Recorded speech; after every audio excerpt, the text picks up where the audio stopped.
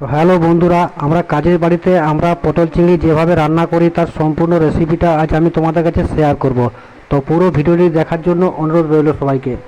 তো আজকে আমি 200 লোকের পটল চিংড়ি রান্না করে তোমাদেরকে দেখাবো। তো আমি আলু পটল আগেই ভেজে রেখেছিলাম, তারপরে কড়াইতে পরিমাণ মতো তেল দিয়ে তেল গরম হয়ে যাওয়া বাদে আমি শুকনো লঙ্কা এবং গরম মশলা গোটা জিরে ফোড়ন দিয়ে বাটা পেঁয়াজটা আমি তেলের মধ্যে দিয়ে দেবো। তো বাটা পেঁয়াজ তার সাথে কিছুক্ষণ ভেজে নেওয়া বাদে আমি দিয়ে দেবো রসুন বাটা হালকা করে ভাজা হয়ে যাওয়া বাদে আমি দিয়ে দেবো চিংড়ি মাছটা। তো চিংড়ি মাছটা যদি তোমরা পেঁয়াজ এবং রসুনের সাথে কষে দাও তাহলে খুব ভালো টেস্টি হয়।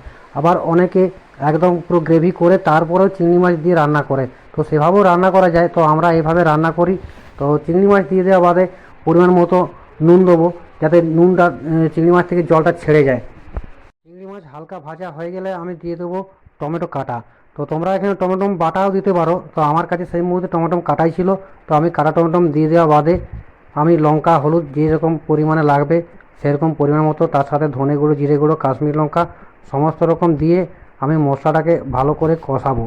তো মশলাগুলো দেওয়া বাদে আমি যতক্ষণ না আমার গ্রেভি থেকে তেল ছাড়বে ততক্ষণ পর্যন্ত আমি মশলাটা কষিয়ে নেবো। এমনকি তোমরাও যখন বাড়িতে চেষ্টা করবে তখন তোমরাও এভাবেই রান্নাটা করবে। দেখো আমার তেল ছেড়ে গেছে, সেই তারপরে আমি একটুখানি আদা দিয়ে দেবো পরিমাণ মতো। আগেও দিতেও পারো, তো আমি অনেক পরেই আদা দিলাম। তো আদা দেওয়া হয়ে যাওয়া বাদে আমি এরপরে পরিমাণ মতো জল দিয়ে দেবো। যেরকম আলু পটল আমার ভাজা রয়েছে সেই পরিমাণে জল দিয়ে দেবো।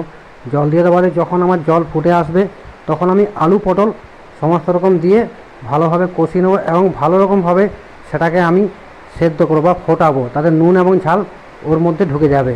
তো এরপর যখন আমার সমস্ত রকম কমপ্লিট হয়ে যাওয়া বাদে আমি পুরো আলু পটলটা মাঝখানে আমি চানা মশলা গরম মশলা জায়ফল জয়িত্রী এবং ভালো ঘি আমি দিয়ে দিয়েছিলাম আগেই।